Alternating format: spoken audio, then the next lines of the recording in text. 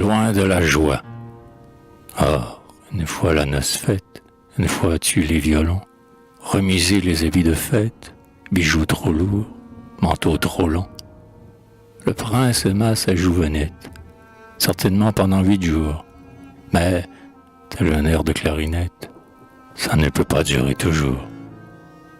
Il trouva que la bergerette, hors les heures d'effusion, avait une âme trop simplette, manquait de conversation. Et de même aussi la nature, qui l'avait un instant distrait, lui parut sans littérature, par conséquent sans intérêt. Cependant que sa douce reine était celle qu'au premier jour, délicieusement sereine et toute confite en amour. Un jour donc, d'humeur plus grognonne, il lui dit à peu près ceci: « Non, décidément, ma mignonne, on se rase par trop ici. Certes, c'est charmant la campagne, mais quand il pleut, c'est embêtant. D'ailleurs, il faut que je regagne ma capitale où l'on m'attend. Aussi, c'est chose décidée, demain ou plus tard nous partons. Et quoi, tu pleures? Quelle idée! Fais-nous mal, prends tes cartons. » Dès arrivé, quelle folie!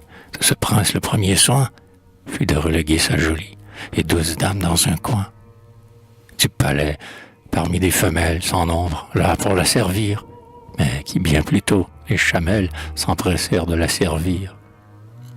Or, tandis qu'une horde mégère ôtait à cette pauvre enfant ses humbles habits de bergère, une autre, d'un air triomphant, lui passait une robe à traîne, où l'or le disputait alors, et sur son front de souveraine faisait ruisseler un trésor. Puis on lui farcit la cervelle, pour qu'elle fût à la hauteur de sa situation nouvelle, de même à éterlinquois hauteur. On lui fit avaler des proses, écrites, on croit, par Hermès, et lui des docteurs Esnévrose et des professeurs de Barès. C'était l'ordre formel du prince, qu'on l'éduqua à son instar, le trouvant beaucoup trop province, pour lui, somme toute, un César.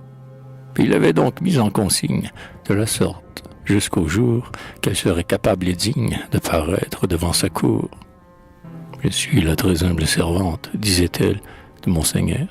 Je veux bien devenir savante, si ça peut faire son bonheur. » L'amour qui fait tant de miracles en fit un de plus.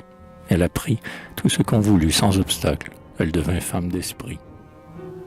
Et même, en moins d'un an bissexte, elle put lire, oh mais très bien, Ibsen et Björkson dans le texte, comme le patois sarcéen. Si bien qu'un jour, jour d'allégresse, on vint apprendre au souverain, qui jouait avec la négresse, que sa femme était dans le train. Cela le jeta dans l'extase. Il voulut aussitôt la voir, et dès qu'elle lui dit une phrase, il s'étonna de son savoir. Dès lors, jour et nuit, lui et elle, avec le même cher émoi, et l'aide d'une forte échelle, descendaient au sein de leur moi. Sans autre soin qui les réclame, nuit et jour chacun d'eux plongeait dans ses respectifs états d'âme, afférant vie à P-Borget. Ils mangeaient pour toute cuisine des bouquins de Schopenhauer, tout en se piquant de morphine et se gargarisant d'éther. Bref, à bout de leur énergie, ces deux Chinois de paravent moururent de psychologie, sans avoir fait le moindre enfant.